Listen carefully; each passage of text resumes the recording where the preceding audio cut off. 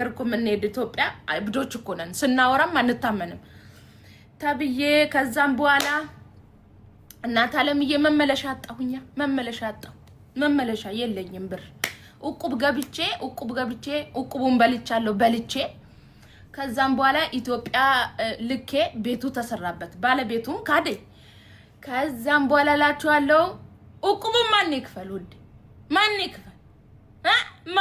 ውዴዋ ማን ይክፈል ከዚህም ተበድሬ ዛም ተበድሬ እቁቤን ከፍዬ ጨረስኩ ምክንያቱም ኦሬዲ ስለበላው ከዛም በኋላ ወደ ዱባይ ለመመለስ ከዛም ጥቼ ትኬት ልቆረጥ ውዴዋ ስንት ለመንኩ እኔስ የለኝም ያለው ሁሉ አለኝ አይልም እኔስ የለኝም እንደዚሁኝ ውይ በቀደም እኮ መሬት ገዝቼበት አረ በስመ አብ የሆነች ትንሽ ብር ነበረችኝ እንዲያርጌ ወይ እንደዚህ ሆኖ በቃ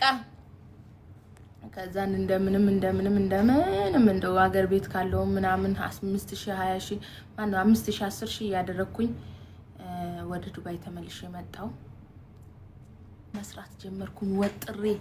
ማንንም ሳልሰማ ምክንያቱም ማንንም ቢቸግረኝ እንደማይደርስልኝ ስለገባኝ ትላንትና ወዳጄ የነበሩ የሚወዱኝ የሚያከብሩኝ በጣም እንትን ያሉ በቃ ከጎኔ ስላልነበሩ በኔ ስም ሰብስቦ ገንዘብ ሰብስቦ ለራሳቸው ያውሉ አሉ እኔ ምን